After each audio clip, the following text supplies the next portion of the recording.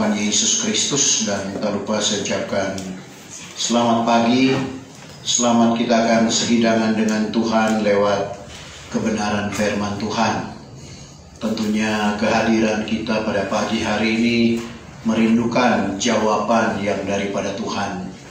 Dan firman Tuhan itu selalu saya sampaikan hidup dan berkuasa, lebih tajam dari pedang bermata dua, makan dalam, menceraikan nyawa dan roh, serta sendi dan sumsum, dan tahu menyelidik segala ingatan dan niat hati. Lebih daripada itu, firman yang tidak lain adalah Tuhan, dan Tuhan tidak pernah berubah, kemarin, hari ini, sampai selama-lamanya. Untuk itu kita perlu rasakan bagaimana kuasa Tuhan pun tidak pernah berubah. Bagaimana dia telah melayani pekerjaan Bapa selama berada di tengah-tengah dunia ini. Dia menyembuhkan orang sakit, bahkan orang mati sekalipun dibangkitkannya. Dan kuasa itu tidak pernah berubah, tetap kekal sampai selama-lamanya. Itulah yang patut kita yakini. Untuk itu kita akan baca firman Tuhan yang saya ambil di dalam kitab Wahyu pasal yang pertama, ayat yang keempat dan ayatnya yang kelima. Wahyu 1 ayat 4 dan ayat yang kelima. Dan untuk menghormati pembacaan firman Tuhan, saya jemput Bapak Ibu Saudara sekalian bangkit berdiri. Wahyu pasal 1 ayat 4 dan ayat 5 dalam Alkitab terjemahan lama berbunyi sebagai berikut. Salam kepada ketujuh sidang jemaat. Ayat 4. Daripada Yahya datang kepada ketujuh sidang jemaat yang di Asia, turunlah kiranya atas kamu anugerah dan sejahtera daripada Dia yang ada dan yang sudah sedia ada dan yang akan datang kelak, dan daripada ketujuh roh yang di hadapan arasnya, dan daripada Yesus Kristus yang menjadi saksi yang setiawan, yaitu yang menjadi sulung dari antara orang mati dan yang menjadi penghulu di atas segala raja di dunia ini. Maka bagi Dia yang mengasihi kita dan yang sudah melepaskan kita daripada segala dosa dengan darah-Nya. Terima kasih, puji Tuhan. Silakan. Bapak Ibu Saudara yang kekasih di dalam Tuhan Yesus Kristus, bagaimana yang kita tahu bersama, bagaimana Rasul Yahya ini yang dibuang di Pulau Patmos, dan akhirnya dia bergumul dengan bersungguh-sungguh dan Tuhan mengaruniakan dia wahyu. Bapak Ibu Saudara, bagaimana keberadaan Rasul Yahya ini, karena dia adalah seorang yang sangat mengasihi Tuhan. Dia adalah orang yang paling dekat dengan Tuhan. Sebagaimana kita tahu bersama, ada banyak murid Tuhan. Ada 70 murid yang diutus berdua-dua untuk melayani. Ada 12 murid yang digelar sebagai rasul, yang disebut sebagai murid inti dari Tuhan Yesus selama dia berada di tengah-tengah dunia ini. Dari ke-12 rasul ini, ada 3 rasul yang dekat dengan Tuhan, yaitu Yahya, Petrus, dan Yakub. Sehingga pada waktu Tuhan berasing di sebuah bukit, tidak semua murid yang dia panggil, hanya ketiga murid ini, Yakub, Petrus, dan Yahya. Dan dari antara ketiga orang yang dekat ini, Rasul Yahya lah yang sangat dekat dengan Tuhan.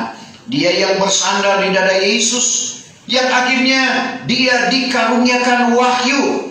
Dan pertama-tama wahyu ini ditujukan kepada 7 sidang jemaat yang ada di Asia Kecil pada waktu itu, yaitu di Efesus, Smyrna, Pergamus, Tiatira, Sardis, Philadelphia, dan Laodikia.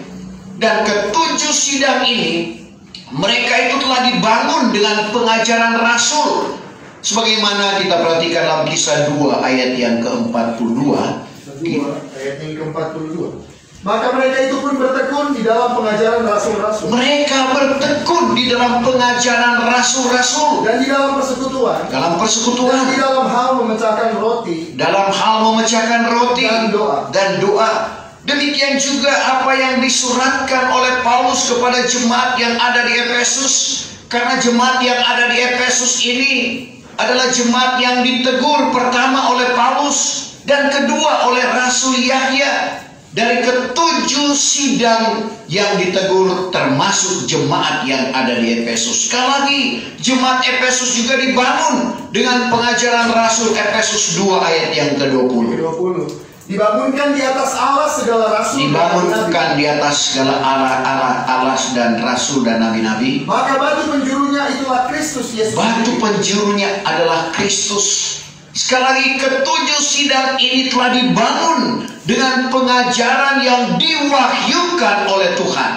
Tapi seiring waktu yang berjalan, ketujuh sidang jemaat ini mulai ada yang tertidur rohani, mulai ada yang mati rohani, karena terpengaruh dengan Injil lain, karena terpengaruh dengan kemanisan-kemanisan dunia. Dan ini menjadi peringatan bagi Bapak, Ibu, saya dan saudara. Kita masih ada di dalam dunia, tapi jangan sampai kita terpengaruh dengan apa yang ada di dalam dunia ini.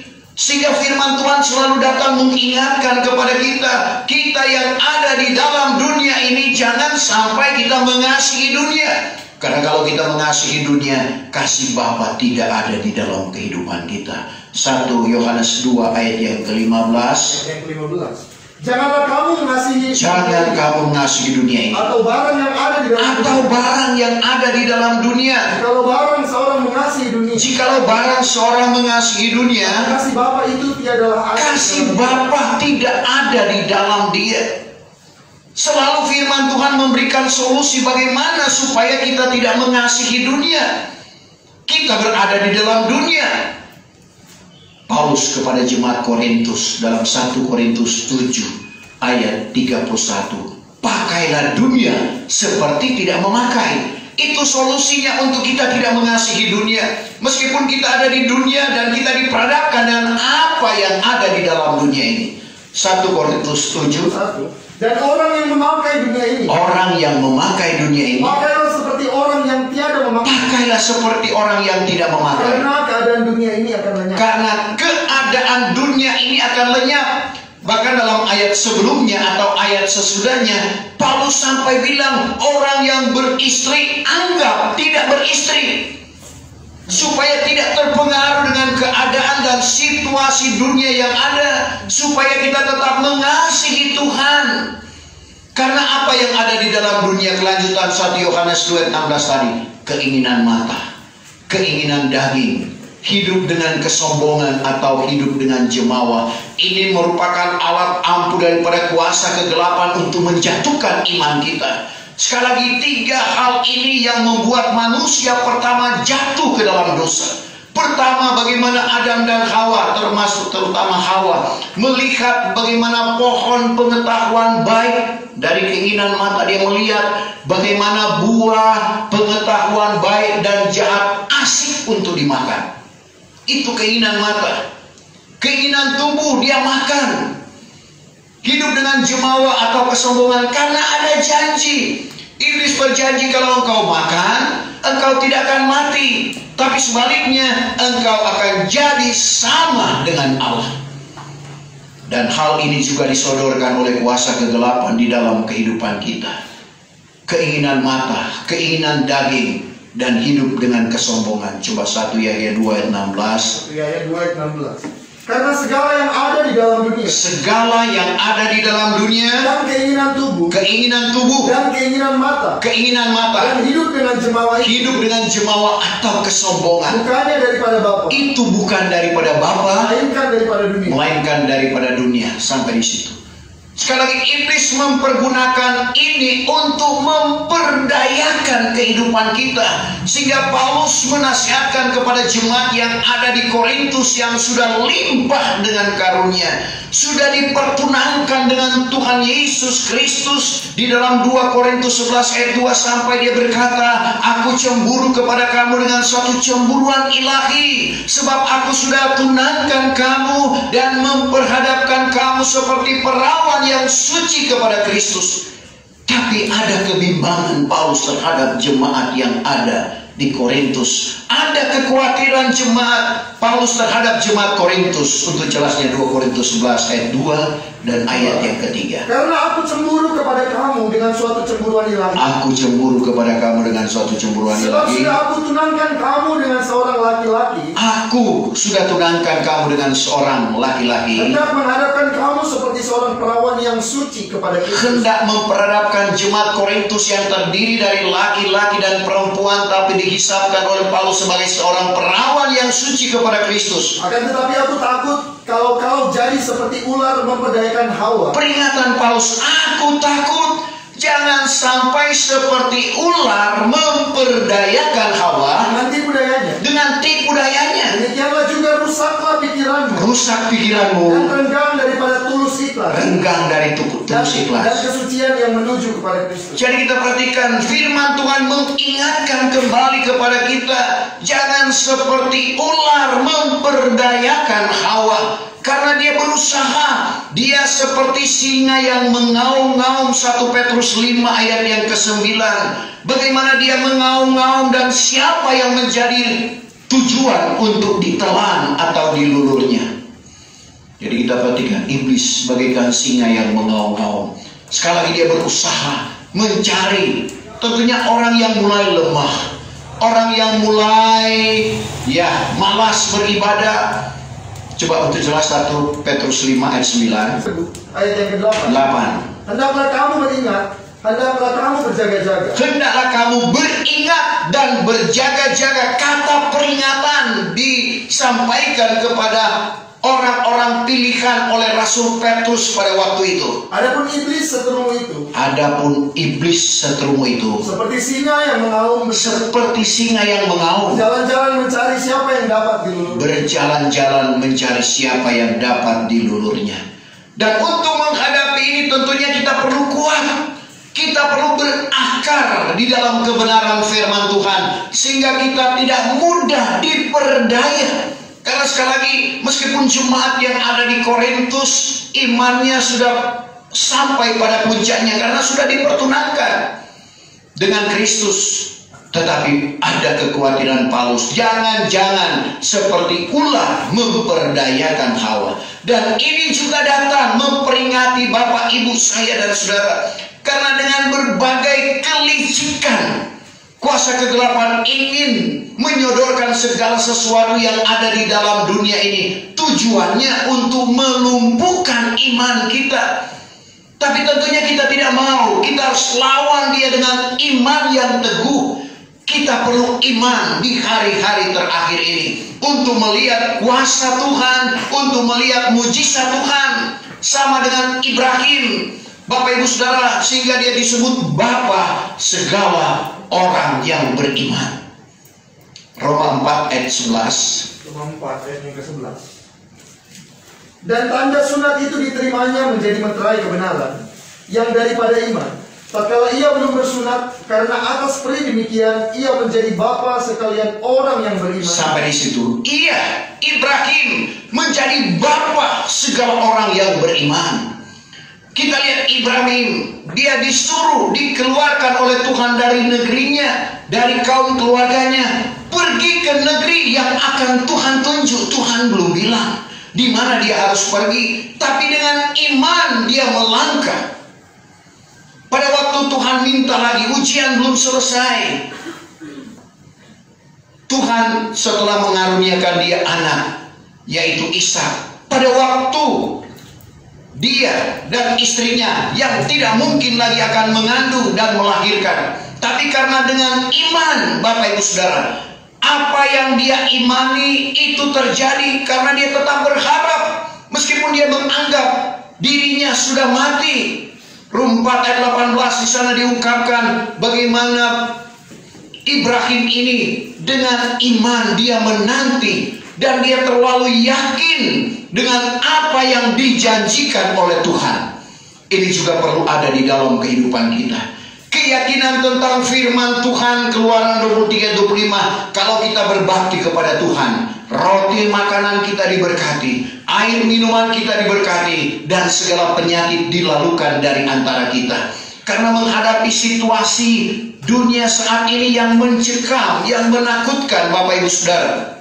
Sehingga banyak orang yang tidak mau keluar rumah lagi dan sebagainya karena dilanda dengan ketakutan.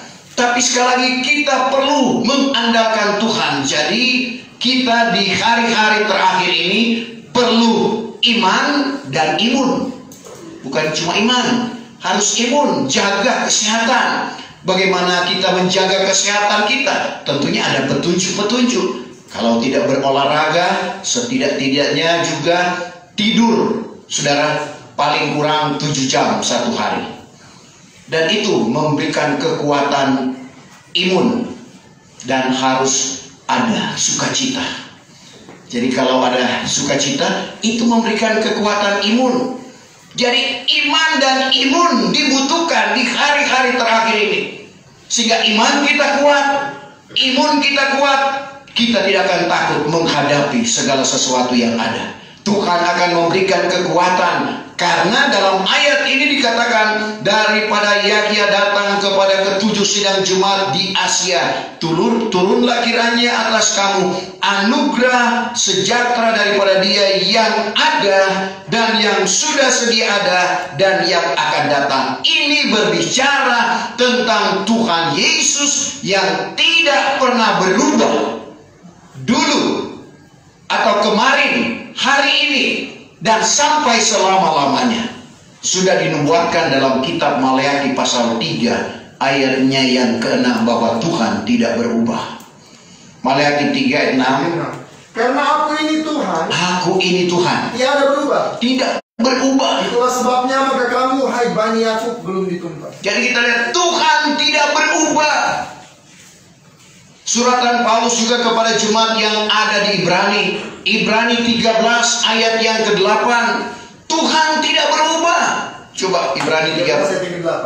Adapun Yesus Kristus itu tiada berubah. Adapun Tuhan Yesus Kristus itu tiada berubah. Baik kemarin, baik hari ini, dan selama-lamanya. Tuhan tidak berubah berarti kuasanya tidak berubah.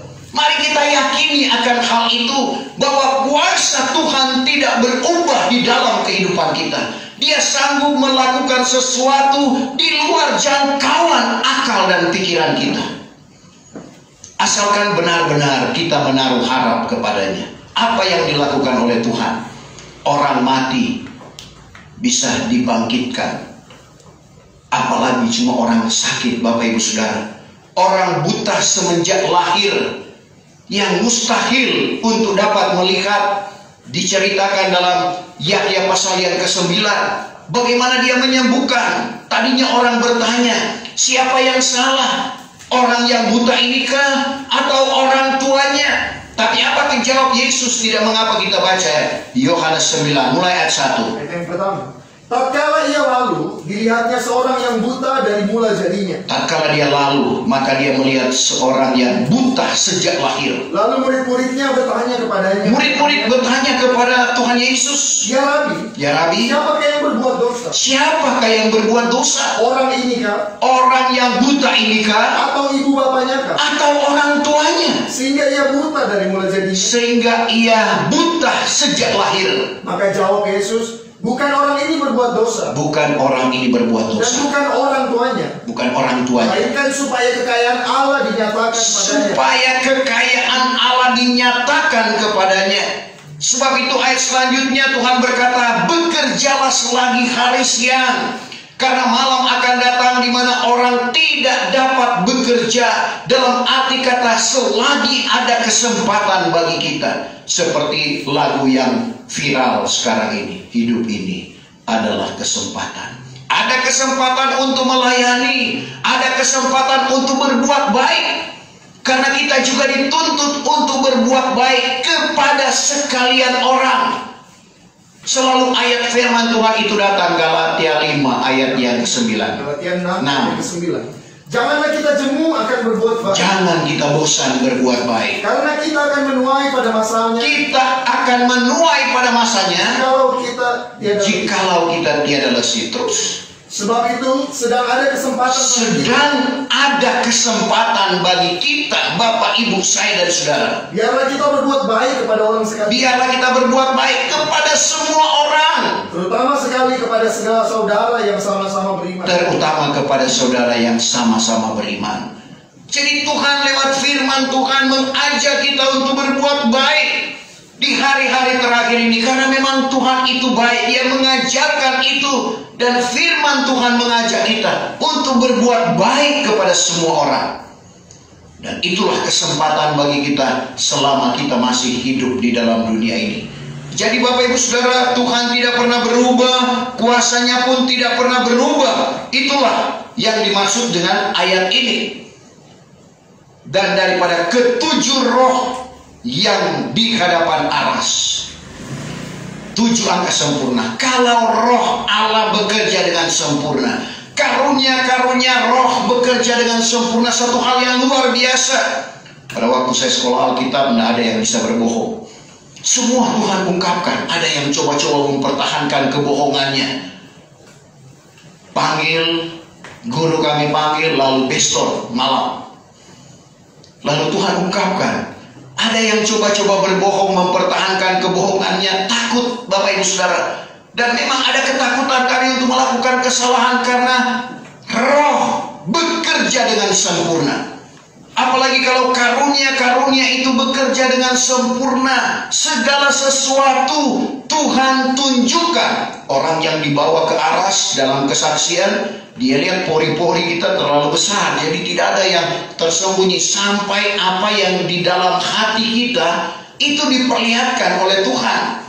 Sebab itu Bapak Ibu Saudara, apa yang dikatakan oleh Tuhan kepada Samuel, pada waktu Samuel yang dengan keterbatasannya sebagai manusia, waktu melihat Eliab, oh ini yang akan diurapi.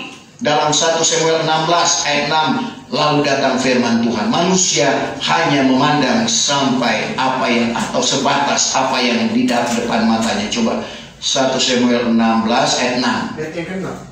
Hatta, tatkala mereka itu masuk serta terpandanglah Samuel akan Eliab. Terpandanglah Samuel akan Eliab. Maka datanglah pikirannya. Datanglah pikirannya. Bahwasanya inilah dia yang akan disiram bagi Tuhan. Ini yang akan disiram, diminyaki bagi Tuhan. Tapi datanglah firman Tuhan kepada Samuel. Datang firman Tuhan kepada Samuel. Janganlah engkau pandang akan rupanya. Jangan engkau pandang akan rupanya. Atau akan ketinggian lembaganya. Atau ketinggian lembaganya. Karena sudah kutolak akan dia. Terus. Bahwa yang dipandang oleh manusia itu satu pun tiada adanya.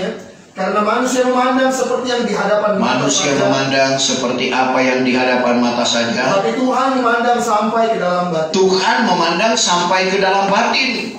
Dan ini bisa terjadi sekali lagi kepada orang-orang yang dilengkapi dengan karunia-karunia roh, termasuk karunia penglihatan. Dia bisa tahu, Bapak Ibu Saudara, apa yang ada di dalam hati kita. Karena Tuhan itu berkuasa, dan kuasanya pun tidak pernah berubah, kemarin, hari ini, dan sampai selama-lamanya.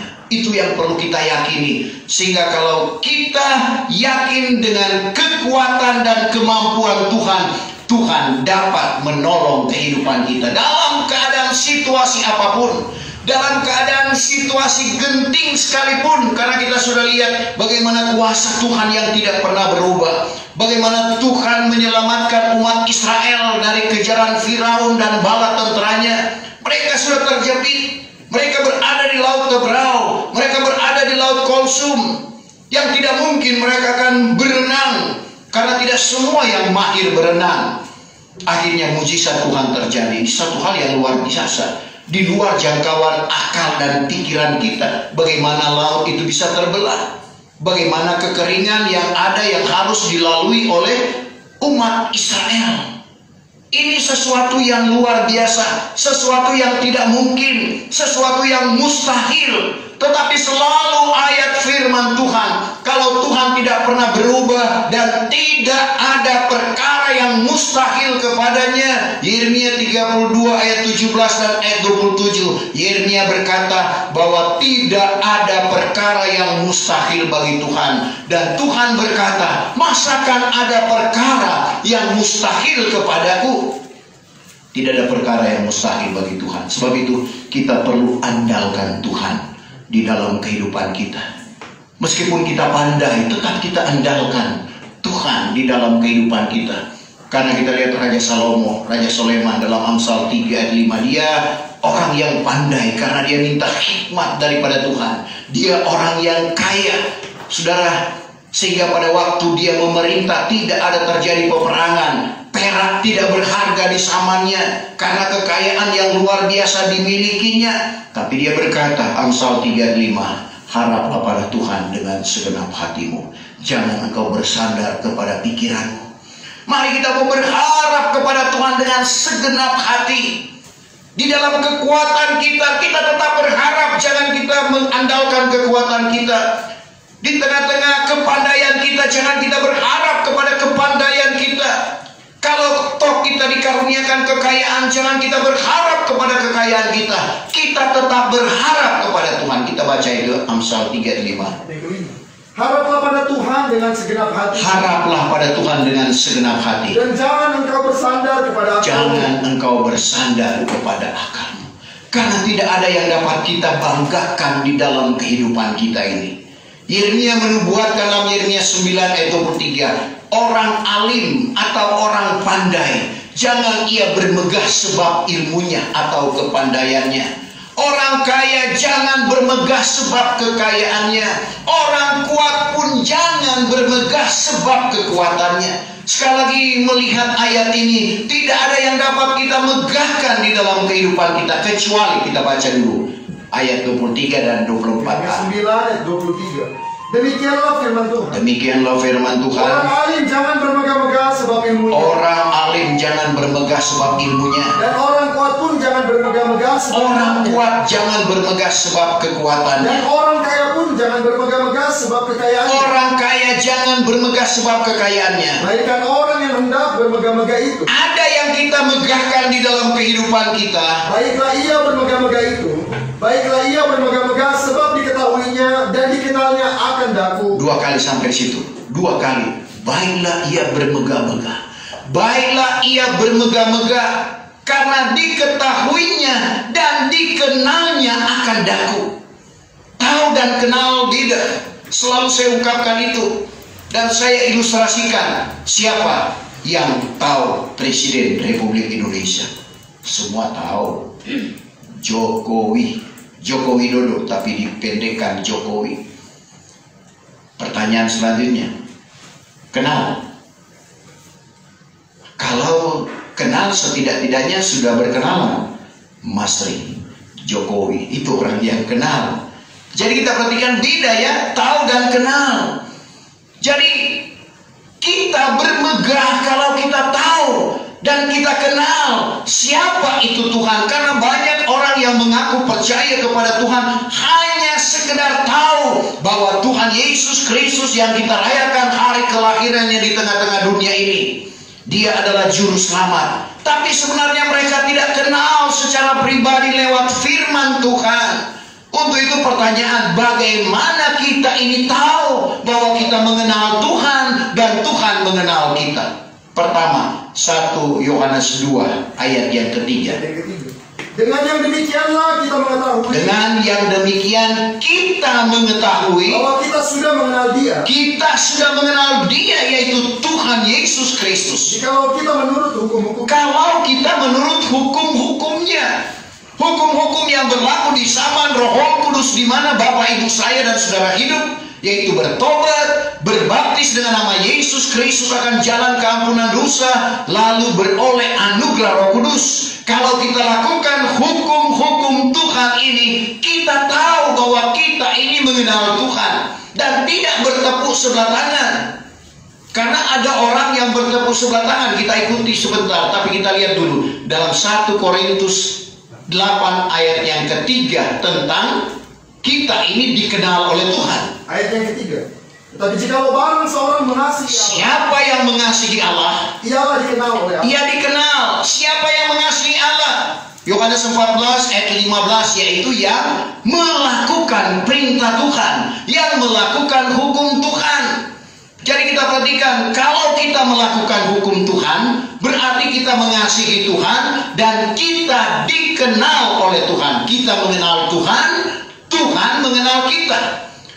Karena seperti yang saya katakan tadi, ada orang yang bertepuk sebelah tangan, mengaku mengenal Tuhan, tapi Tuhan tidak kenal. Sudah menghajar dengan nama Tuhan atau bernubuat dengan nama Tuhan, membuangkan setan dengan nama Tuhan, mengadakan banyak mujizat dengan nama Tuhan, tapi Tuhan bilang, aku tidak kenal kamu. Undurlah kamu yang mengerjakan jahat. Sudah Tuhan tidak kenal, Tuhan bilang jahat lagi. Kenapa? Karena tidak melakukan kehendak Allah. Untuk jelas Matius 7 ayat 21, 22 dan 23. Yang ke-21. Bukannya tiap-tiap orang yang menyeru aku. Tidak semua orang yang menyeru aku. Tuhan, Tuhan. Tuhan, Tuhan. Akan masuk ke dalam kerajaan surga. Akan masuk ke dalam kerajaan surga. Hanyalah orang yang melakukan kehendak Bapakku yang di surga. Hanyalah orang yang melakukan kehendak Bapa di surga. Pada hari itu kelak banyaklah orang yang akan berkata kepadaku. Pada hari itu banyak orang yang akan datang berkata kepada Tuhan. Tuhan, Tuhan. Tuhan, Tuhan. Bukankah dengan nama Tuhan kami mengajar? Bukankah dengan nama Tuhan kami mengajar atau kami bernubuat? Dan dengan nama Tuhan kami membuangkan setan. Dengan nama Tuhan kami membuangkan setan. Dan dengan nama Tuhan kami mengadakan banyak mujizat. Dengan nama Tuhan kami mengadakan banyak mujizat. Pada ketika itu aku akan berkata kepada mereka itu dengan nyata. Tapi pada waktu itu Tuhan akan berkata kepada mereka itu dengan nyata. Bahwa tiada pernah aku mengenal kamu. Tidak pernah aku kenal kamu. Undurlah daripadaku, hai kamu yang mengerjakan jahat. Undur daripadaku yang mengerjakan jahat. Bayangkan Bapak Ibu Saudara, membuangkan setan, mengadakan mujizat. Kalau setannya semua itu baik, siapa bilang tidak baik? Tapi Tuhan bilang jahat, karena tidak melakukan kehendak Bapa. Salah satu kehendak Bapa yang ditolak oleh orang Farisi, yaitu Lukas 7 ayat 31. 30. Tetapi orang Farisi dan Fakih menolakkan kehendak Allah atas Lukas 7:30, orang Farisi dan Fakih guru besar menolak kehendak Allah atas dirinya. Di dalam hal mereka itu tiada dibaptiskan oleh Yahya. Jadi tidak dibaptis sama dengan menolak kehendak Allah. Biar dia mengadakan mujizat, Tuhan bilang, aku tidak kenal kamu. Undurlah kamu yang mengerjakan jahat. Suatu hal yang luar biasa. Sudah Tuhan tidak kenal, Tuhan bilang jahat lagi kalau tidak melakukan kehendak Allah. Untuk itu kita harus mengerti kehendak Allah. Efesus 2 ayat yang ke-15, jangan kamu bodoh, melainkan hendaklah mengerti apa kehendak Allah. Dan ayat yang kelima dalam pembacaan tadi, dan daripada Yesus Kristus yang menjadi saksi yang setiawan. Saksi yang setiawan berbicara tentang Tuhan Yesus sebagai nabi. Jadi dia sebagai nabi. Selain dia sebagai Tuhan, dia juga sebagai nabi. Sehingga apa yang dia terima daripada Bapa, itu juga yang dia sampaikan kepada murid-muridnya dan kepada sekalian orang. Yohanes 17 ayat yang ke-8. Yohanes 17 ayat yang ke-8.